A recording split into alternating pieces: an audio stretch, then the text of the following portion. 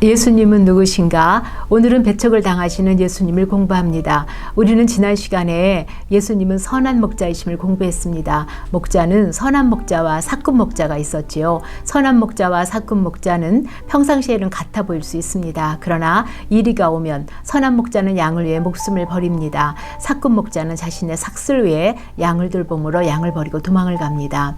그러므로 선과 악은 누가 우선이 되는가로 나뉘어집니다. 양들을 위하는가 자신을 위하는가에 따라 선한 목자와 사꾼 목자가 나뉘어집니다. 오늘 본문의 사건은 수전절을 배경으로 하고 있습니다. 수전절은 하누카라고 하는 유대인의 명절인데요. 기원제 160년대에 시리아의 폭군인 안티오코스에 의해 예루살렘 성전이 파괴되었습니다. 안티오코스는 유대인들을 모욕하기 위해 돼지의 피를 성전에 뿌리고 제우스 신에게 제사를 지내도록 강요합니다. 유대인들은 이 일로 인해서 성전이 부정해졌다고 생각했습니다. 그래서 그들은 마카비 혁명을 일으켰고 다시 성전을 깨끗이 해서 봉헌을 하였습니다. 이후부터 이것을 기념해서 수전절로 지키게 되었습니다. 예수님은 성전 안 솔로몬 행각에서 거닐고 계셨습니다. 이때 유대인들이 예수님을 에워싸고 질문을 합니다. 당신이 언제까지나 우리 마음을 의욕하게 하려 하나이까? 그리스도이면 밝히 말씀하소서. 그들은 예수님이 정말 누구신지 알고 싶어서가 아니지요. 그들 마음속에 있는 혼란 때문입니다.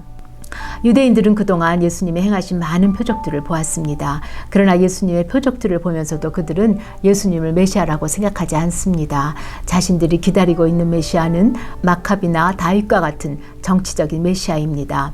메시아가 오면 자신들을 로마로부터 해방시켜 줄 것을 고대하고 있기 때문입니다. 그러나 예수님은 정치적 해방에 대해서는 말씀하지 않습니다. 그로 인해 그들은 혼란스러워합니다. 그래서 그들은 예수님께 그리스도인 것을 증명해 보이라고 요구하는 것입니다. 예수님은 내가 내 아버지의 이름으로 행하는 일들이 나를 증거한다고 하셨습니다. 예수님의 표적은 물이 포도주가 되고 오병이어로 5,000명이 먹게 됩니다. 질량 불변의 법칙을 초월한 것이지요. 또 시간과 공간의 제한을 초월합니다. 날때부터 소경된 유전 법칙을 초월합니다. 풍랑위를 걸으며 자연 법칙을 초월합니다. 이러한 표적들이 예수님이 메시아임을 증거하고 있습니다.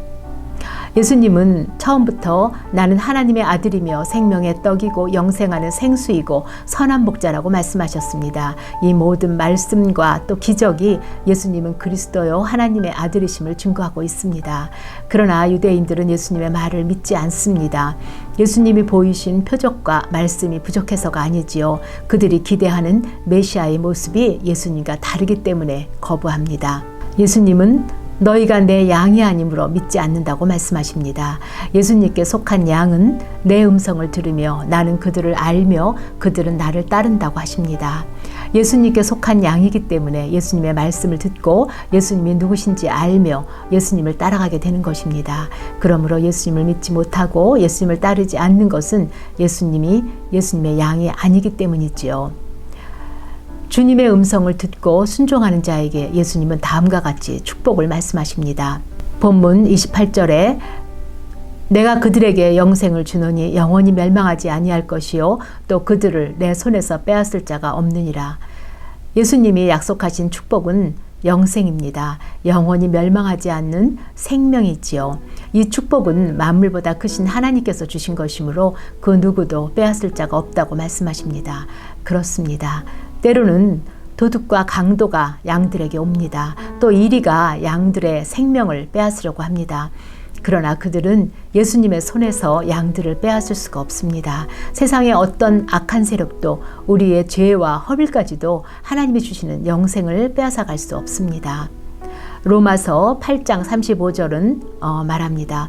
누가 우리를 그리스도를 사랑해서 끊으리요 환난이나 곤고나 박해나 기근이나 적신이나 위험이나 칼이랴. 또 요한복음 6장 40절에는요. 내 아버지의 뜻은 아들을 보고 믿는 자마다 영생을 얻는 이것이니 마지막 날에 내가 이를 다시 살리리라고 하셨습니다. 우리는 모두 늘 주님과 동행함으로 영원한 생명을 풍성히 누릴 수 있기를 간구합니다. 그리고 예수님은 나와 아버지는 하나라고 말씀하십니다. 예수님은 하나님 아버지와 본질상 하나이십니다. 빌립보서 2장 6절에는요. 그는 근본 하나님의 본체시나 하나님과 동등됨을 취할 것으로 여기지 아니하시고 오히려 자기를 비워 종의 형체를 가지사 사람들과 같이 되셨다고 했습니다. 예수님은 하나님 아버지와 하나이신 하나님의 아들이십니다. 우리는 이것을 삼위일체라고 부르지요. 예수님은 하나님과 일체이십니다. 하나님의 본체는 그 안에 세 인격이 있습니다. 곧 아버지와 아들과 성령, 바로 삼위일체입니다. 예수님이 자신과 하나님이 하나라고 하자 유대인들은 분노합니다. 예수님을 돌로 치려고 합니다. 유대인들은 사람인 예수님 자신이 하나님이라고 했으므로 신성모독이라고 생각합니다. 그러나 예수님은 구약 말씀을 인용해서 자신이 하나님의 아들이라고 하는데 문제가 없다고 반박하십니다. 시편 82편 6절 말씀입니다. 내가 말하기를 너희는 신들이며 다 지존자의 아들들이라. 여기에서 보면 하나님의 말씀을 받은 사람들을 신이라고 구약 성경에 기록하고 있습니다. 성경 말씀은 패하지 못합니다. 그렇다면 하나님 말씀을 받아 전하는 예수님 자신이 하나님의 아들이라 말하는 것이 조금도 문제가 되지 않습니다. 예수님은 하나님이 거룩하게 하사 세상에 보내신 하나님의 아들이십니다. 이 예수님을 영접하는 자는 하나님의 자녀가 되는 권세를 주십니다. 예수님을 영접하는 자는 모두 하나님의 아들이고 딸입니다. 그리고 우리는 하나님을 우리 아버지라고 부르는 권세를 갖게 됩니다. 그리고 예수님은 유대인들을 향해 말씀하십니다. 만일 내가 내 아버지의 일을 행하지 아니하거든 나를 믿지 말려니와 내가 행하거든 나를 믿지 아니할지라도 그 일은 믿으라고 하십니다. 예수님은 자신이 하나님 아버지의 일을 하지 않으면 하나님의 아들이신 것을 믿지 말라고 하십니다. 그러나 예수님이 하나님의 일을 하면 예수님을 믿지 못해도 그 일을 믿으라고 하시지요. 예수님이 죽은 나사로를 살리신 것을 보면 예수님이 그리스도이심을 믿으라는 것입니다. 예수님이 죽은 자 가운데서 부활하신 것을 보면 예수님이 그리스도이심을 믿으라는 것입니다. 예수님이 하신 일을 통해서 우리는 예수님이 하나님 안에 계시고 하나님이 예수 안에 계신 것을 알 수 있습니다. 또 예수님이 하신 일을 믿으면 예수님이 하나님과 하나이신 것을 알게 될 것입니다. 그러나 유대인들은 예수님이 하신 많은 표적들을 보면서도 믿지 않습니다. 오히려 그들은 예수님을 죽이고자 합니다. 그들이 다시 예수님을 잡으려 하자 예수님은 다시 요한이 처음 침례를 주던 요단강 저편으로 가셨습니다. 그곳에 있던 많은 사람들이 요한이 예수님을 증거한 것이 다 참이라고 말하며 예수님을 믿었습니다. 요한은 자신의 죄를 회개하던 자들에게 침례를 베풀었습니다. 바로 그 침례를 베풀던 곳으로 예수님이 오셨습니다. 그곳에 많은 사람들은 요한이 어떤 표적을 행하지 않아도 요한을 선지자로 인정하며 요한이 증거하는 예수님을 믿었습니다. 많은 표적을 보고도 믿지 못하는 유대인들과는 다르게 아주 대조를 이루는 것을 볼 수 있습니다. 그들은 아무 표적도 행하지 않았던 요한의 말을 따라 예수님을 믿었던 사람들입니다. 왜냐하면 그들은 예수님이 말씀하시던 내 양이기 때문입니다. 우리는 무엇을 근거로 예수님이 하나님의 아들이고 메시아라는 것을 믿게 되나요? 많은 표적인가요? 표적이 아무리 많아도 믿으려 하지 않으면 아무 소용이 없는 것을 우리가 알 수 있습니다.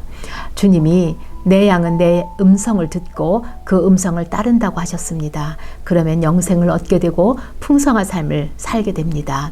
우리 모두가 주의 음성을 듣고 따름으로 풍성한 삶을 살기를 원합니다. 함께 기도하시겠습니다. 하나님 아버지, 우리 주 예수 그리스도를 우리에게 보내주심을 감사합니다.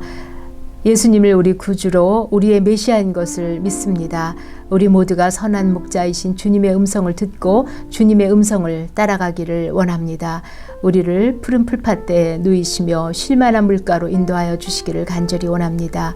우리 주 예수 그리스도 이름으로 기도합니다. 아멘.